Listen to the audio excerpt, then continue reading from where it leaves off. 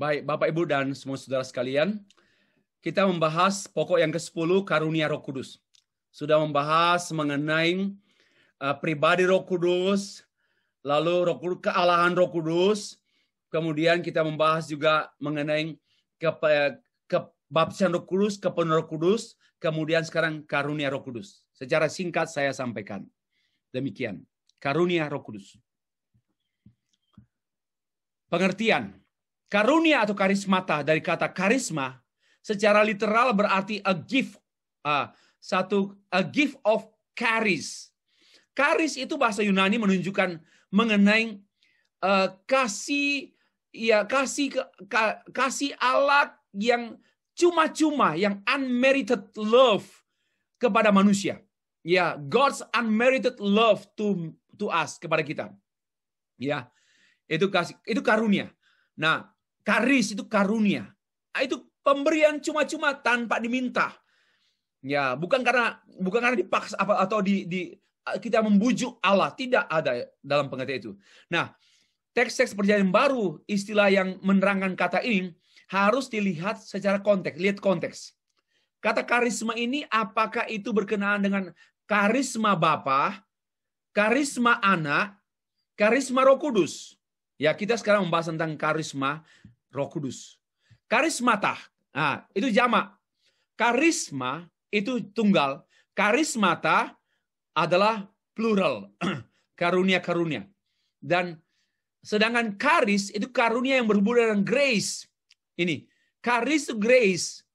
Sedangkan karismata ini karunia-karunia yang dialami oleh orang yang telah mengalami grace. Tanpa mengalami grace, anugerah Allah, tidak mungkin orang mengalami karunia-karunia Roh Kudus.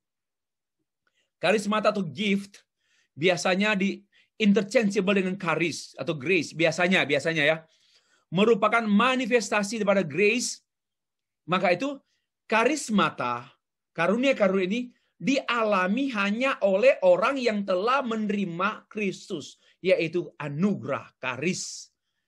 We have a different gifts, ya, karisma, according to the grace, ya, given to us. Sama ya, Roma pasal 12 ayat 6. Very good, very clear, not good, very clear istilah di sini, term, we have different gifts. Itu gift ini dalam bahasa Yunani itu karisma.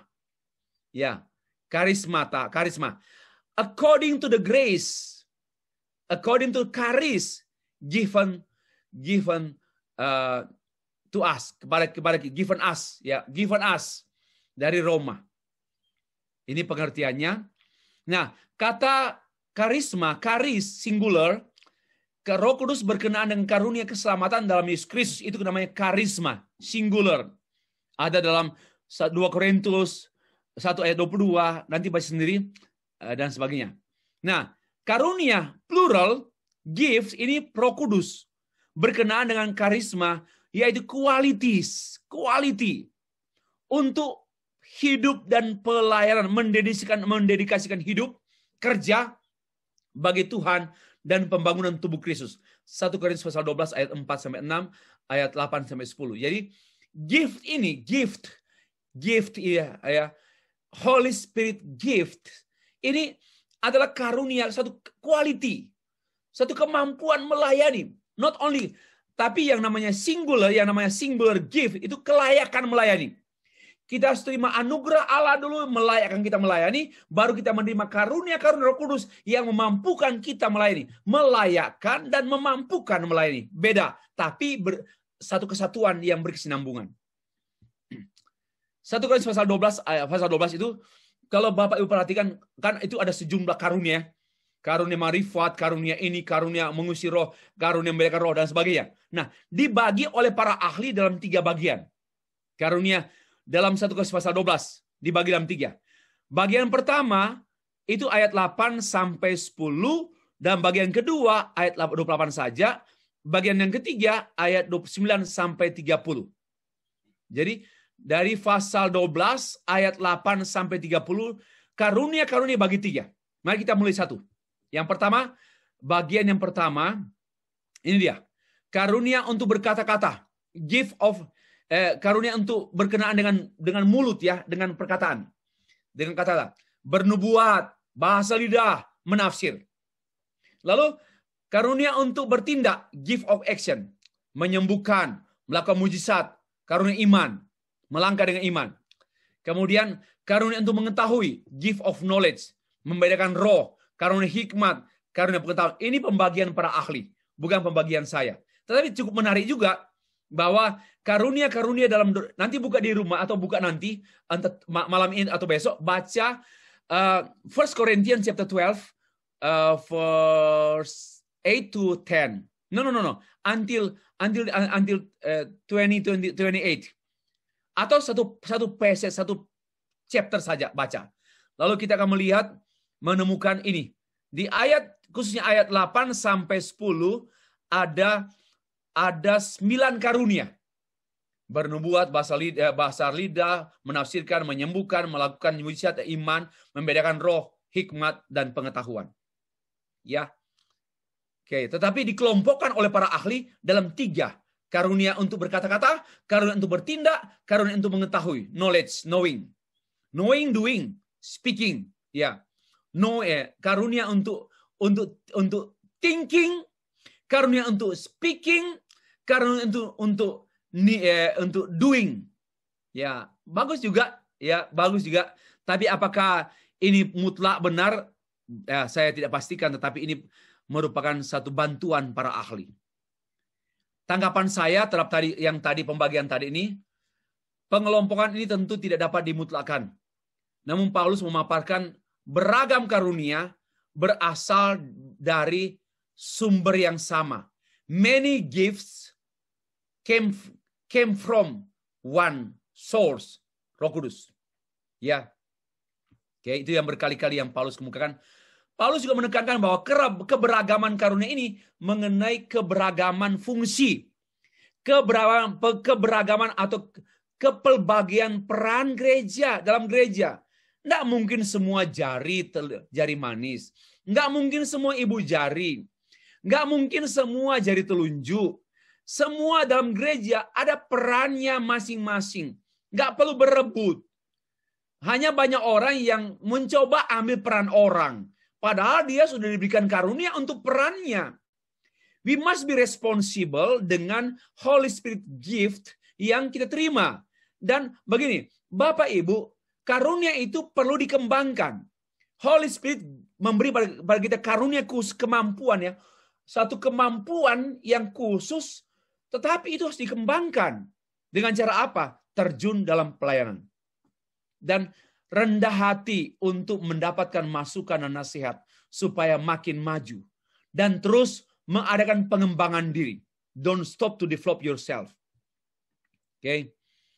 Bagian kedua, 1 Korintus pasal 12 ayat 28, Paulus memberikan urutan yang khusus pada fungsi orang berdasarkan karunia, rasul-rasul, nabi-nabi, guru-guru. Ya. Ketiga fungsi ini berkenaan dengan mind. Karunia nabi, karunia atau peran-peran nabi, peran raja, peran rasul, dan peran guru. Ini menyangkut mind knowledge. Sesuai dengan tujuan, yaitu membangun jemaat melalui Injil. Begitu juga dalam Efesus pasal 4 ayat 11, menekankan mengenai mengajar, memberitakan Injil seperti rasul-rasul, nabi-nabi, pengajar-penginjil, gembala-gembala, guru-guru.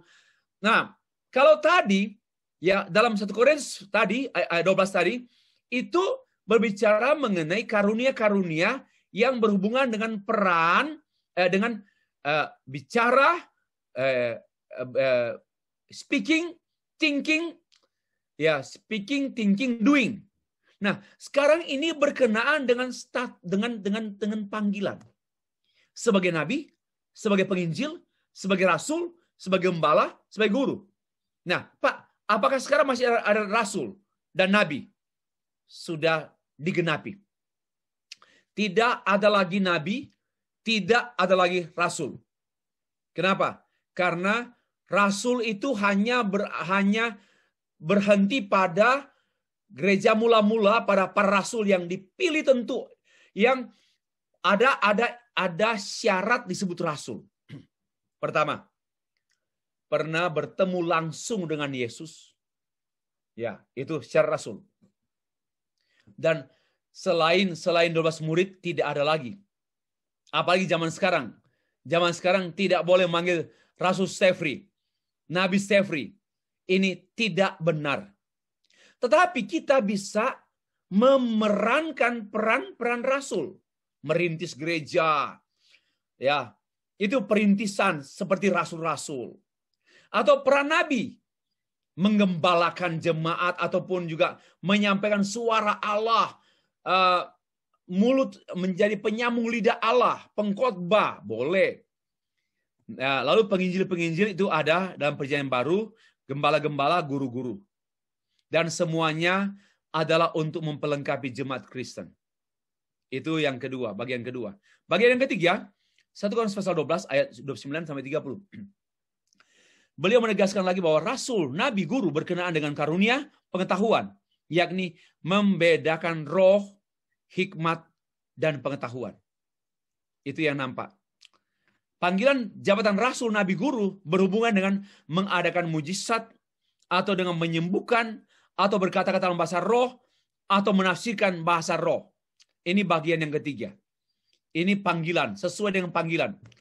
Bapak Ibu, maka itu nanti kalau ada waktu, tetapi besok kita memulai dengan sesuatu yang baru. Kalau ada waktu, saya mau membahas 3 karunia, yaitu bahasa lidah, kesembuhan ilahi, dan nubuatan. 3 karunia ini menjadi perdebatan gereja sepanjang zaman. Apakah orang punya karunia bernubuat? Apakah orang punya karunia kesembuhan? Apakah orang punya karunia bahasa lidah?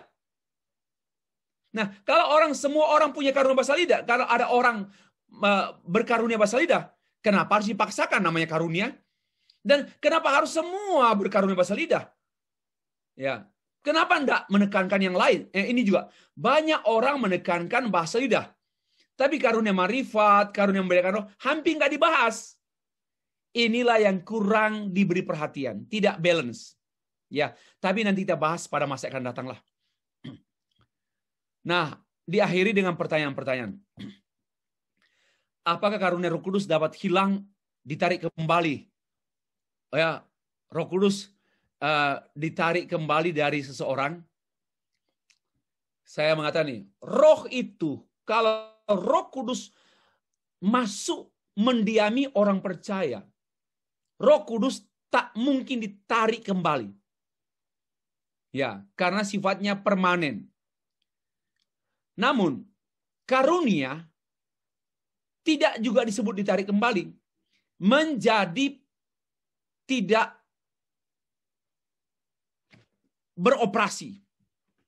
Kalau orang yang jatuh dalam dosa, dan dia mempunyai karunia A, dan saat pelayanan dia minta karunia A tersebut lagi berlaku, tidak mungkin.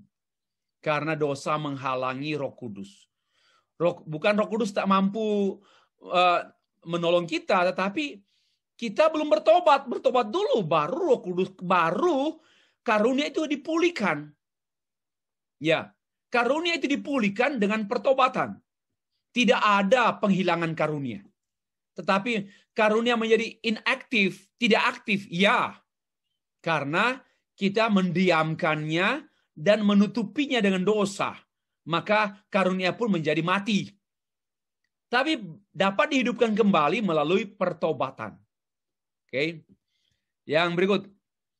Apakah karunia Roh Kudus masih tetap ada pada seorang pelayan sekalipun orang itu telah hidup dalam dosa? Ya, saya sudah katakan, kalau dalam Perjanjian Lama, Roh Kudus, Roh Allah bisa meninggalkan seorang. Seperti Roh Tuhan pergi dari Saul. Dan Daud berkata, jangan ambil rohmu daripadaku. Sedangkan pada zaman Perjanjian Baru dan gereja sekarang ini, Roh Kudus sifatnya permanen. Sekali seseorang terima Roh Kudus yang betul-betul ya, ini bukan sekedar menganggap diri Kristen, menganggap diri murid Tuhan, atau menganggap diri terima Roh Kudus, menganggap bukan. Tapi benar-benar. Nah, namun pada waktu orang tersebut jatuh dalam dosa, maka roh Allah yang ada pada dia tidak efek, tidak aktif. Ya, tidak aktif lagi. Karena orang itu dikuasai oleh pikiran, kehendaknya dikuasai bukan oleh Roh Kudus, pikirannya tidak dikuasai oleh Roh Kudus, ya, nafsunya pun tidak dikuasai oleh Roh Kudus, dan maka dikuasai oleh kedagingan. Karena sudah sekian lama dia dikuasai oleh kedagingan, maka roh itu terdiam.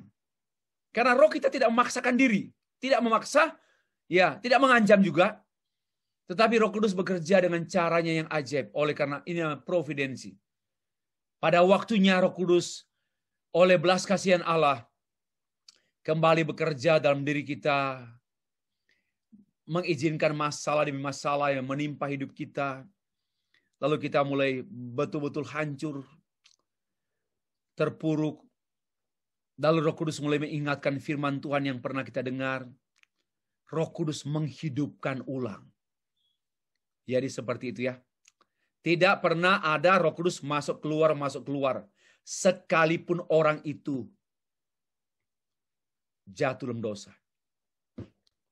Ya, sebab kalau Roh Kudus keluar, bagaimana lagi orang itu mengalami pembaharuan? Ya. Oke.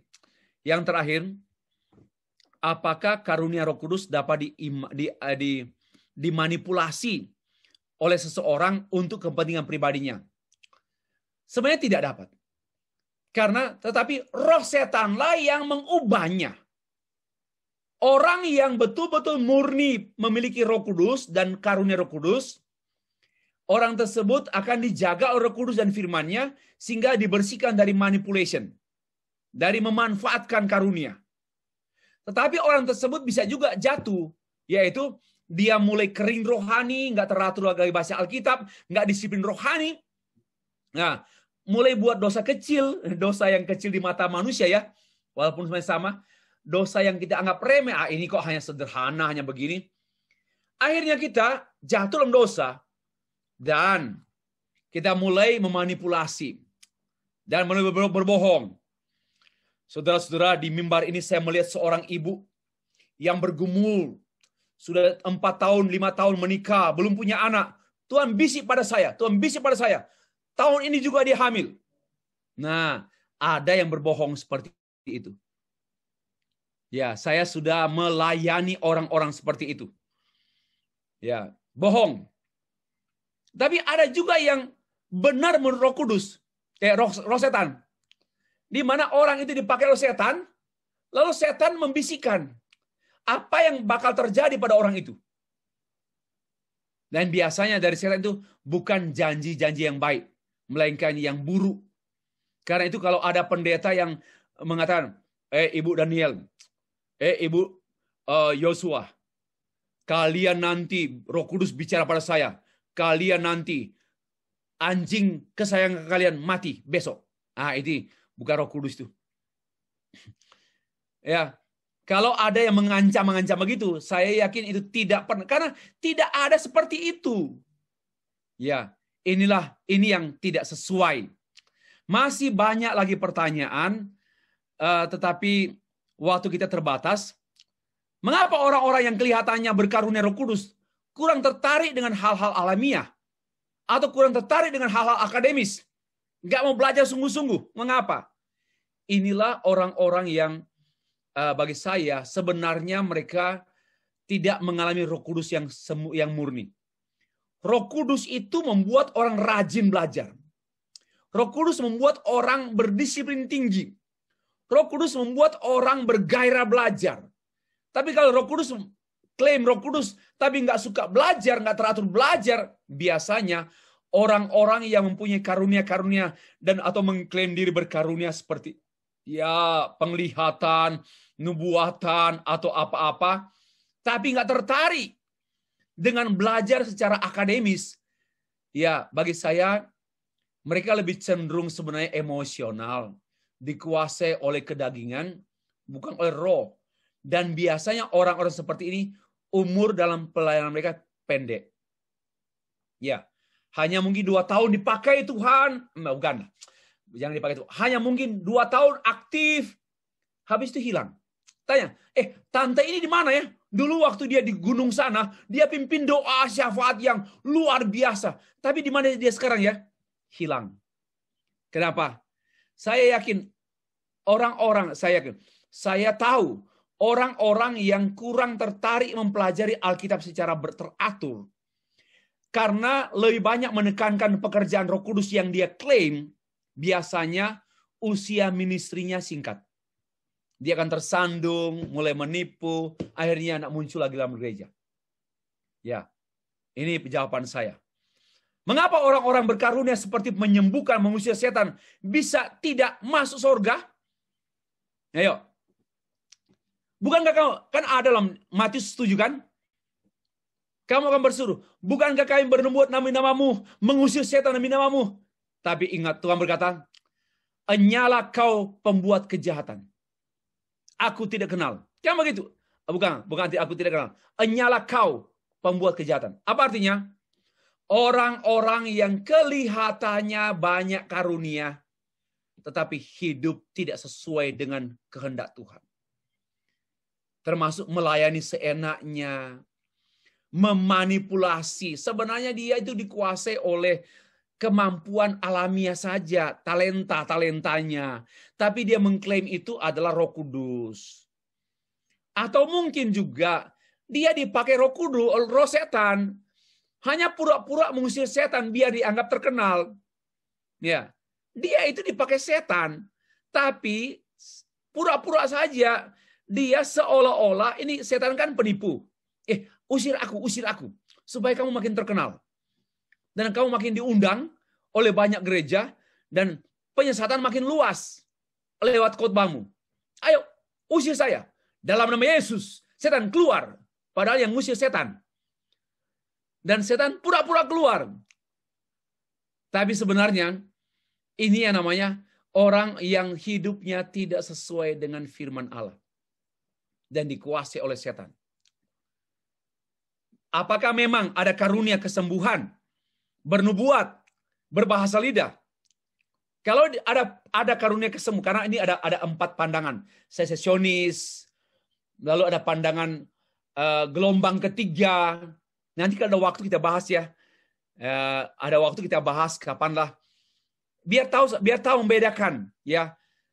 Karena begini, kalau dia mempunyai karunia kesembuhan, ya misalnya ya, saya memberikan contoh. Misalnya Pak Ajak mempunyai karunia kesembuhan. Berarti setiap orang yang dia doakan sembuh. Nggak ada yang tidak ada. Semuanya harus sembuh. Karena namanya karunia. Yang kedua, lalu untuk apa kalau ada seseorang mempunyai karunia kesembuhan, lalu iman orang sakit, apa enggak berpengaruh ya? Misalnya saya sakit, lalu Pak Ajak berdoa untuk saya, Pak Ajak punya karunia kesembuhan, lalu saya sakit. Apakah waktu Yesus berkata, kesembuhan itu karena imanmu?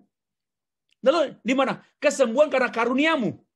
Nah ini yang perlu saya percaya ada mujizat kesembuhan. Ini mutlak.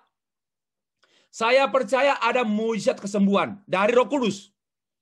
Tetapi yang namanya karunia kesembuhan, saya mengajak kita berpikir.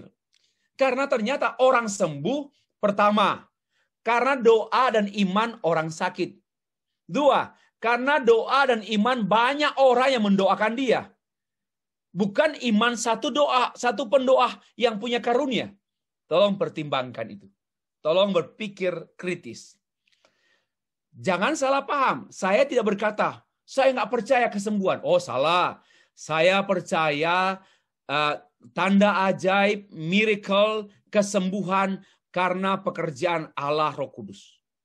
Tetapi saya tidak secara serta-merta mengatakan bahwa ada orang punya karunia kesembuhan. Sebab kalau ada orang berarti orang yang dia sembuhkan, dia doakan pasti sembuh, nggak boleh mati, walaupun nanti mati juga. Nah, dan nggak boleh nggak sembuh kalau bilang itu. Dan yang kedua, Lah untuk apa Tuhan Yesus berkata, imanmu lah yang menyembuhkan kamu. Ya, iman si pasien, iman si orang yang sakit. Tolong pertimbangkan. Nah, bagaimana dengan bernubuat? Apakah bernubuat ini adalah karunia pada seseorang? Ya. Apakah? Lalu begini, dalam pengertian apa nubuat itu? Apakah saya seperti Musa? Saya seperti Yesaya? Apakah saya seperti Hagai? Apakah saya seperti Yoel? Ya, mereka bernubuat tentang kedatangan Tuhan Yesus Kristus. Dan jadi, nah sekarang, saya bernubuat untuk apa? Kalau kita punya karunia bernubuat. Ya, ini pertanyaan-pertanyaan saya yang perlu Bapak Ibu pertimbangkan dan pikirkan, cari jawabannya dari Alkitab, walaupun menurut bantuan orang lain. Termasuk juga bahasa lidah. Apakah semua orang yang percaya Tuhan Yesus wajib berbahasa lidah? Kalau dia diharuskan berbahasa lidah dan baptisan Roh Kudus yang ditandai oleh bahasa lidah. Nah, tapi Paulus kan mengajarkan juga banyak karunia, satu roh. Tidak semua orang punya karunia penglihatan, punya karunia mengusir roh, membedakan roh. Punya karunia, semuanya marifat semua. Tidak ada. Maka sebenarnya juga tidak ada yang namanya semuanya bahasa lidah semua. Tapi apakah ada? Dan saya yakin ada saat-saat di mana Roh Kudus bekerja. Orang membuat perbuatan ajaib melalui pada seseorang. Ya, ini tanda ajaib. Dan bagi saya, bahasa lidah itu tanda ajaib. Ya, tanda ajaib. Demikian pula, itu keajaiban lah, keajaiban. Bukan hanya tanda. Nubuat juga, itu keajaiban. Dan nubuat kita kan seluruh kitab, 66 kitab, sudah selesai. Dan tidak ada lagi nabi. Yang bernubuat kan nabi. Ya, saya tanya, apakah ada nabi setelah Tuhan Yesus? Apakah ada nabi setelah Yohanes Pembaptis? Tak ada lagi. Kalau tidak ada nabi lagi setelah Tuhan Yesus, setelah ini, maka ya sudah berakhir. Sudah berakhir. Yesus adalah nabi final. Namun, boleh jadi, ini yang saya sebut tadi. Ada orang yang Tuhan pakai menyampaikan sesuatu, hal-hal yang khusus, yang adalah pekerjaan Roh Kudus. Ya, tapi bukan karunia. Hal yang khusus pada momentum khusus, melalui orang khusus, dengan cara khusus, untuk kejadian khusus. Ya, itu saya percaya. Oke, demikian dulu Bapak Ibu materi ini mengenai karunia Roh Kudus. Puji Tuhan. Terima kasih. Saya kembalikan pada